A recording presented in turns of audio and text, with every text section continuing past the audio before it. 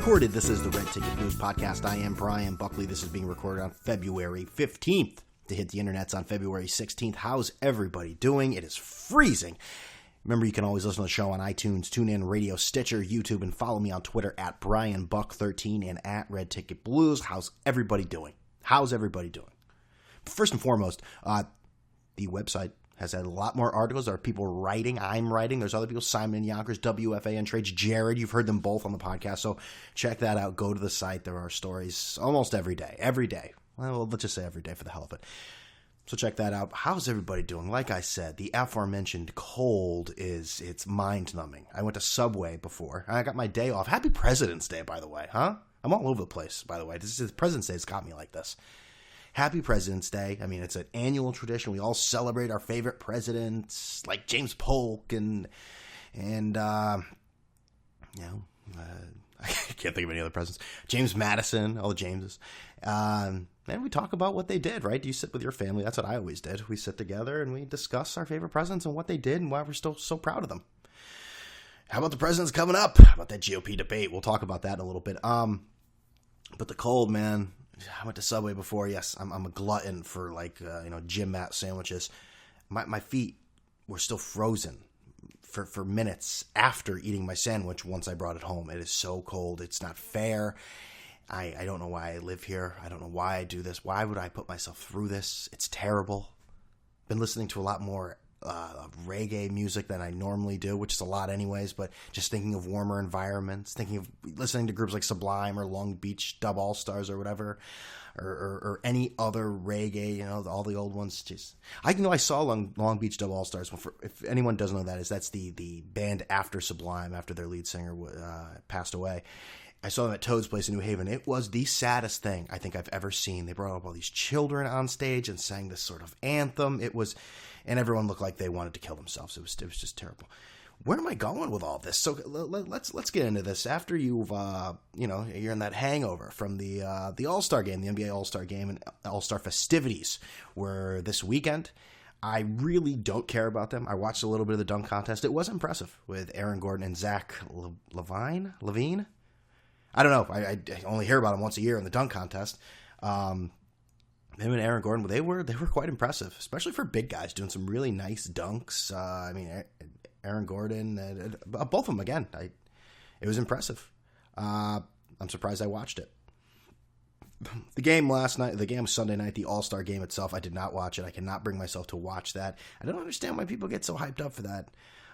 They're hoping to see dunks that these guys do, I guess, when, there's no defense played whatsoever. It kind of reminds me of like when your boss is away, The Office.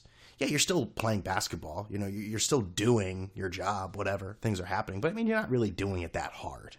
It's like the cat's away, the mice will play.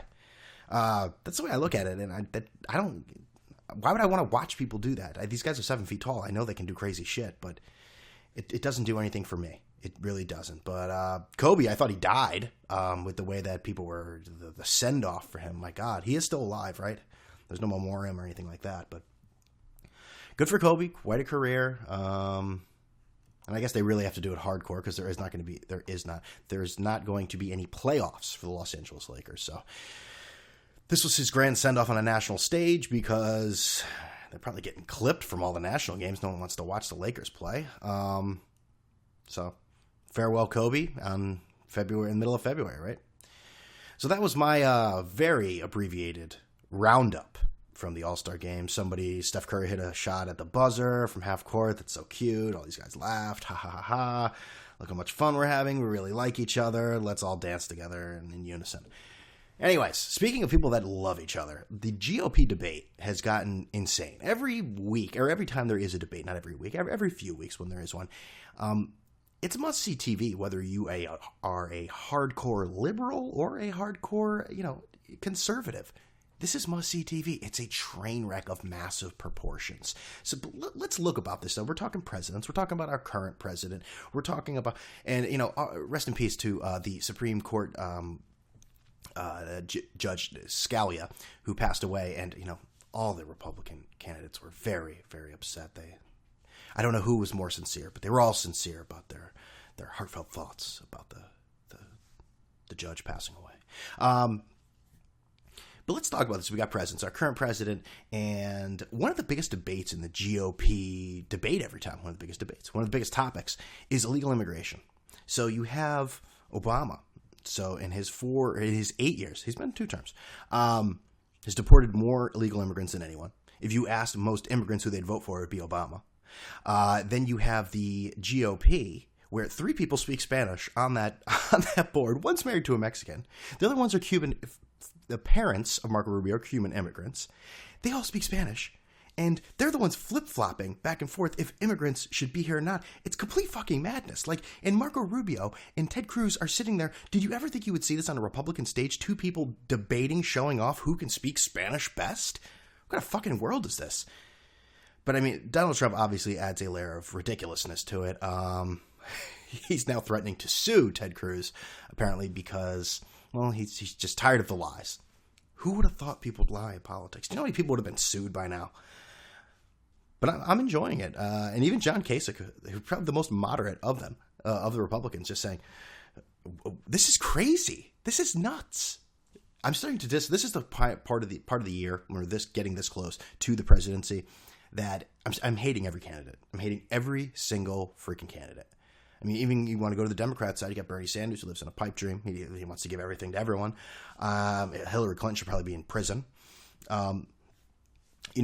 If there were an athlete that best personified Hillary Clinton, it would have to be Alex Rodriguez. That would be Alex Rodriguez running for Congress, just smiling everyone. No one believes him.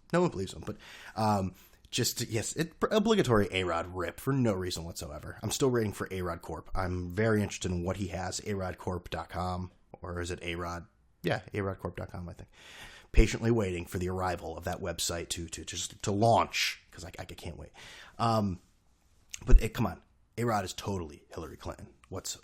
To a T. No one believes him, but they'll smile and they'll do anything for your support. Sure, I'll pose with you. What the hell? Yeah, come on. But all those GOP people are crazy. I mean, Jeb Bush, talk about a guy who exerts no confidence whatsoever. Please clap. I mean, that was the saddest thing I've ever seen. So, yeah, I'm all over the place right now, and I brought back the beer. Drinking a beer here and just enjoying my day off. This is a little afternoon podcast, doing a little earlier than normal. And this is a beer that many of you may be familiar with. It's a very, very great, I wouldn't say it's rare. It's a Coors Light. It is a Coors Light tall boy. And I'll tell you, I drank so much good beer this weekend that I can't tell if this is just shit Coors Light or if it's actually skunked. I'll give it one more shot. I had a little sip before the podcast started, but let's try this again.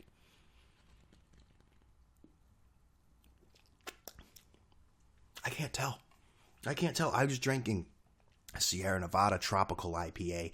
I had some the Ballot Point from San Diego, the grapefruit one. I know some traditional beer drinkers like grapefruit beer, huh, Brian? Oh wow, tropical IPA. Oh no, what kind of skirt do you wear?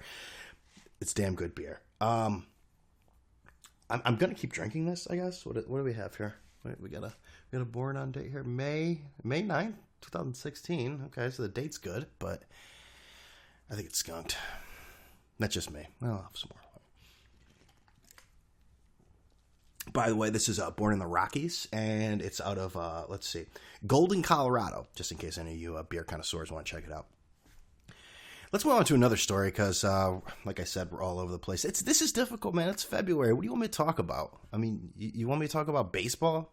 Baseball that's still really how far away? I mean, everyone will pitch a tent in their shorts talking about, pitchers and catchers are reporting. So, yeah. And like baseball, everything has to be insanely slow. Pitchers and catchers report. They don't play a game that's meaningful for another month. Come on. You want me to get crazy about that? I can't. And NBA, we're just coming off that all-star weekend. The games will become more important. I guess it's tough in a league where everyone makes, half the league makes the playoffs. Same for hockey if you're a hockey fan. College basketball, I mean, it's going to be completely wide open in March. Completely. Got Villanova as the number one team in the country. I think Ryan Arcidiacono is the only player I know at Villanova. And I feel like he's been there for 100 years just because he stayed all 4 years to a senior. That's what happens with these guys. You feel like they're just ancient. I mean, anyways, no team can hold down that number one spot for too long. Gunna for that number one spot. Football's over. But football players are still in the news, and that being Peyton Manning. Now, the Peyton Manning display of, let's say, the shameless hawking of endorsements was pretty pathetic. And he's also had allegations of HGH use. I guess not. Do you abuse HGH, or do you just use it? I don't know. Well, I guess it's illegal, so... can someone help me out with that? But then there's the other story. This story's been around for a while. Hasn't been an urban legend, so to speak, but it's been something that's always floated in the back. And I think the big lead reported on it was like 15 years ago, about Peyton Manning and a trainer at the University of Tennessee. Something along the lines of him saying, do you date women? Do you date people you work with? And then she went down to fix something on his shoe or whatever, and she came up and all of his regions were right in her face. Now, I understand. Listen, no one wants to be tried. If I were him, if I were that woman, I wouldn't want that either. But the way it had always been portrayed in the past as sort of a boys will be boys thing, and spare me the fucking outrage, okay? I'm just telling you what it has been portrayed as. Now, Shaun King, of the New York Daily News, who's, lo and behold, he's a senior editor, or senior writer, which I don't know. I think he's worked there 6 months. Shaun King is a vigilante, public justice person involved with Black Lives Matter, even though some people have, some of the members from there don't even pay attention to him. And listen, there's a lot of issues with Shaun King that, people question his racial background, if he's pilfered money from some of the Black Lives Matter things. Be that as it may, he has sort of rehashed the story with new court documents that, Peyton, they've settled, the University of Tennessee or Peyton Manning settled with this woman for $300,000. And there's supposed to be a gag order on the case, and Peyton has continued to talk about it throughout the years. Now, what Shaun King did, and what he always does, is he inserts himself into it. Now, he also said that probably, I guess, he filed to get these court documents. He likened them to getting state secrets or something about the moon landing. Please fucking get over yourself. But here's the bigger question, though. Forget Shaun King, which, let me tell you something. I sort of ignore Shaun King because I just don't need all the controversy. Whatever side you stand on Shaun King, he's just a ball of controversy that I don't need in my life. But I'll tell you, he has perfected something. He does not interact with people on Twitter. He does not get into arguments. You know what he does? He lets people that want to attack his race or say racial nasty things about him, he lets them hang themselves. They're in his mentions, and you know what? He becomes more popular and more popular. Again, that's his model for success, and right now I gotta say the guy, it's working for him.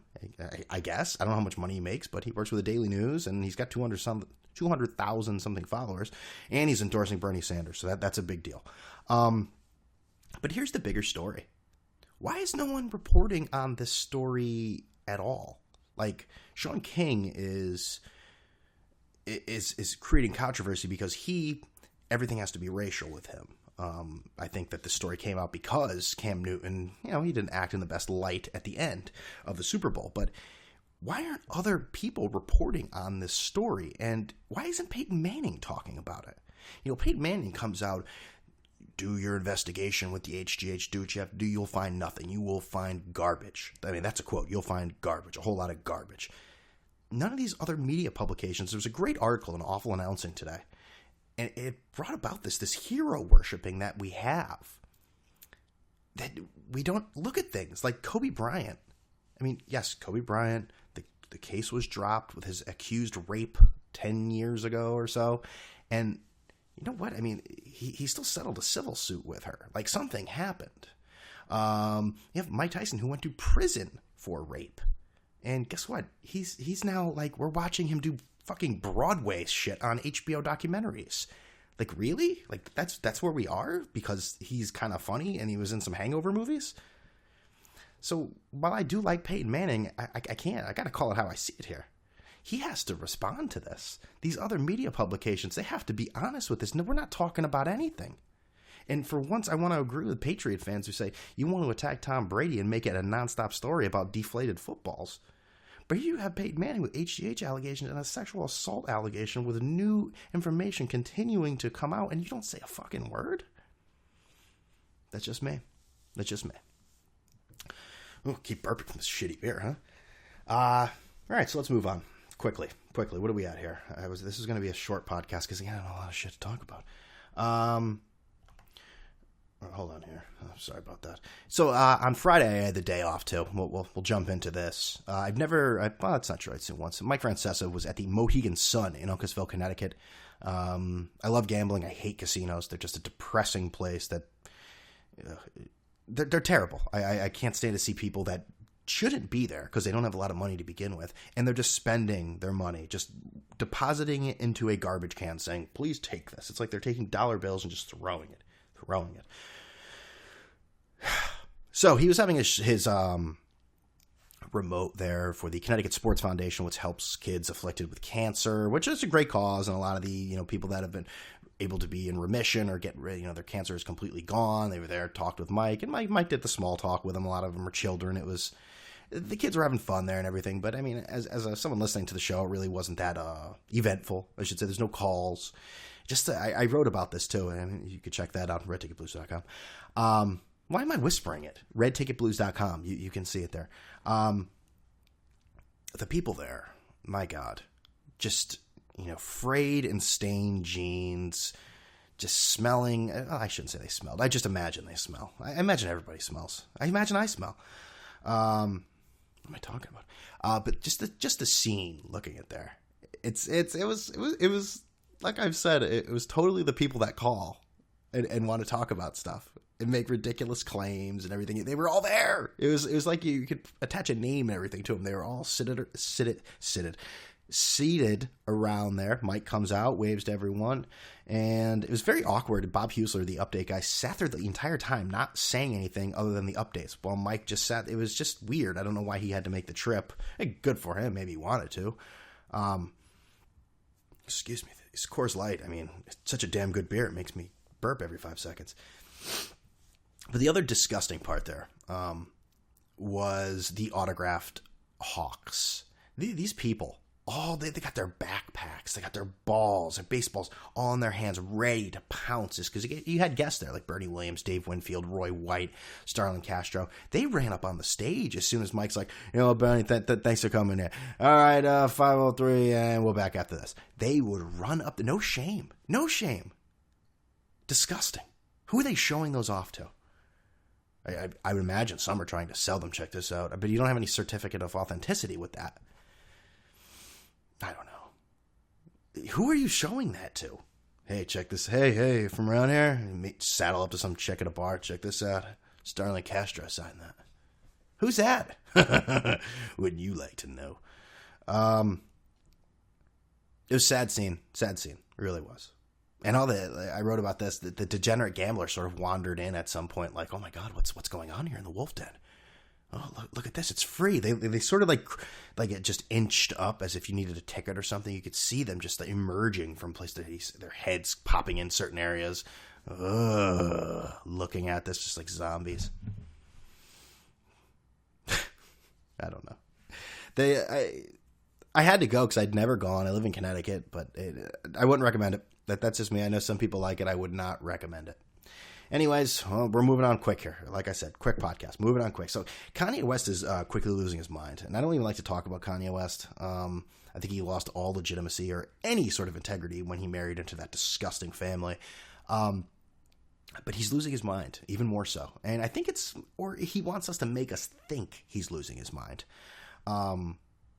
He's very much like Trump, where the outrageousness really caught us off guard and we were all intrigued. Now these rants, this crazy nature that you operate with, it's just sort of getting annoying at this point. It's just like, fake outrage. Oh, cool. But I guess he had some sort of concert at Madison Square Garden. Season 3 Yeezy is a fashion show. Everyone just sort of stood there while he rapped. But he wasn't really there, I think. I don't know. He was live streaming it at the end of Thursday. And he's just sort of going nuts on Twitter lately. I think the power of Twitter, the fact that he has 18 million followers, just say ridiculous shit over and over again. And now he's $53 million in debt. He's asking Mark Zuckerberg for money, founder of Facebook, wants $1 billion for his ideas of what, I don't know. He's on Saturday Night Live making nonsense, swearing. And I guess the Grammys are tonight.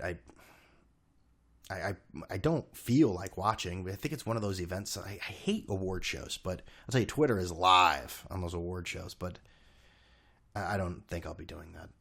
But I'm sure this is the lead up for him to do something ridiculous there. Maybe he has bum rushed the stage before. Maybe he will come up with a crew and sort of do some sort of, choreographed dance to everyone go, wow, Kanye is so out there, but he's such a genius. The man is not a genius. I'm sorry. He's not even that great of a rapper. Maybe I'm just getting old, but he's just not. I like that first album, College Dropout. That was it. And let's get back into sports for a second as we end the podcast. Like I said, quick podcast. Yeah, it's 20 minutes already. But, with the sports going on right now, I think the biggest story in New York would have to be, outside of, people getting hyped for baseball, which I understand. Imagine, I heard somebody say it, I forget who the hell it was. Imagine putting the Mets starting staff with the Yankees bullpen. You'd win like 160 games. You may lose 2, maybe. That's insane. But it's not real, so I'm not really sure why I'm bringing it up. But Tom Thibdeau, you hear a lot of people say, oh, the Knicks need to get him. I'm telling you right now, people, he is not coming to the Knicks, so stop asking. Phil Jackson is an egomaniac, all right? Phil Jackson handpicks who he wants. He does not want Tom Thibdeau. He's not going to run the triangle offense. He is not going to respond well to the men on the team that don't play defense. Imagine Carmelo Anthony trying to get through one practice with Tom Thibdeau. He'd be heaving all sorts of insides out. The whole team, though. I don't want to just single out Carmelo. I've done that enough. Who has changed his game this year. I've said it before, and if you watch enough Knicks games, you see it. He will make that extra pass. The defense it's improved, I guess, but that's really not saying much. But Tom Thibdeau, stop asking. It's not happening. And I know he has interest in it. You've heard that. You've heard people say he will crawl to New York, which I'd like to see that happen. I really would. I'd like to see maybe some coverage of that. He's in Ohio now, crawling. But he's not coming, so stop. And you hear Phil Jackson may leave after this year. I talked with Chris Moore about this last week, and it sounds like now that they're saying that the opt-out clause is for next year. So he's not going anywhere. So Isaiah, you're just going to have to wait. And quickly, we'll close this here with a little baseball. Matt Harvey said today that he is open to contract extensions. He's a free agent in 2018. So, hey, good job out of Matt. If he wants to stay with the Mets, then let him do it. It's classic Matt Harvey making news about him. But I can't really get on him that much about this. This is a baseball issue. He wants to stay with the Mets. He wants to stay in New York City. And what can you say? I'm happy he's doing it. I think it brings a lot to New York. I think that it would be great to see that team continue to have those pitchers. It's scary, though, with pitchers. When you have your whole team, your strength is pitching. When it's wonderful, it can be a beautiful thing to watch on an everyday basis. And this year, the Mets may have that opportunity. Everyone's going to be ready to go.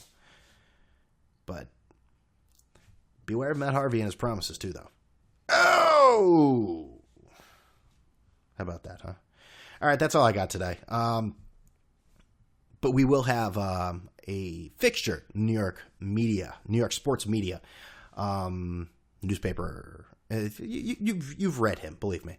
He'll be on next on Thursday Talk to talk a little Knicks, a little Mets, and a little sprinkled in between. So be sure to check that out, and be sure to check out all the other podcasts, and be sure to check the website, because we are getting stories here again. So I hope everyone enjoyed this. Remember, you can always listen to the show on iTunes, TuneIn Radio, Stitcher, YouTube, and follow me on Twitter at BrianBuck13 and at Red Ticket Blues. If you are a Facebook goon, then be sure to like the show on Facebook. I shouldn't call people goons, should I? Or at least people that want to listen to the podcast. Also on Instagram, if that's your thing.